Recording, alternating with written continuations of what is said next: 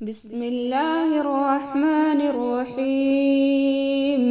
تبارك الذي بيده الملك وهو على كل شيء قدير، الذي خلق الموت والحياة ليبلوكم أيكم أحسن عملا وهو العزيز الغفور، الذي خلق 7 سماوات طباقا ما ترى في خلق الرحمن من تفاوت فارجع البصر هل ترى من فطور ثم ارجع البصر كرتين ينقلب إليك البصر خاسئا وهو حسير.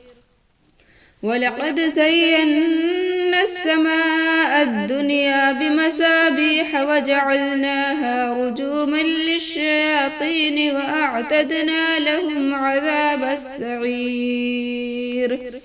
وللذين كفروا بربهم عذاب جهنم وبئس المصير.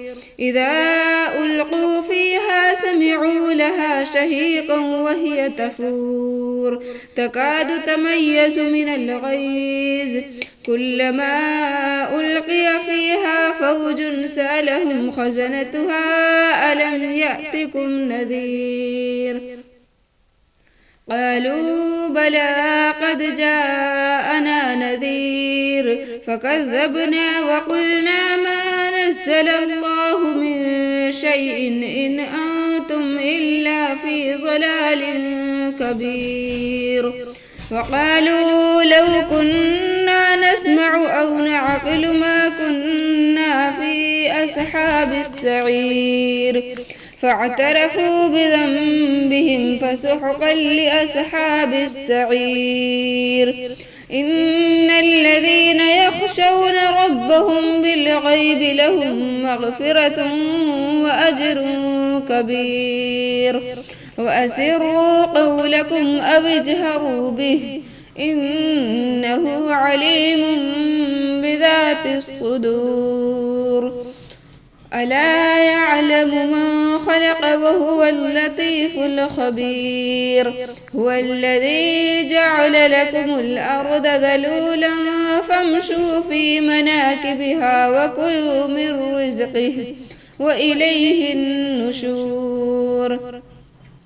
أأمنتم من في السماء أن يخسف بكم الأرض فإذا هي تمور أم أمنتم من في السماء أن يرسل عليكم حاسبا فستعلمون كيف نذير.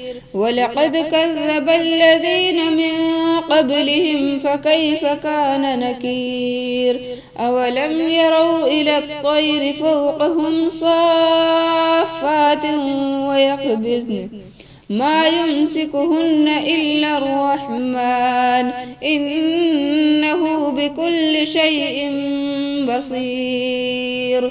أمن هذا الذي هو جند لكم ينصركم من دون الرحمن إن الكافرون إلا في غرور. أمن هذا الذي يرزقكم إن أمسك رزقه بل لجوا في عتو ونفور. أفمن يمشي مكبا على وجهه أهدى أمن يمشي سويا على صراط مستقيم. قل هو الذي أنشأكم وجعل لكم السمع والأبصار والأفئدة قليلا ما تشكرون. قل هو الذي ذرأكم في الأرض وإليه تحشرون. ويقولون متى هذا الوعد إن كنتم صادقين. قل إنما العلم عند الله وإنما أنا نذير مبين.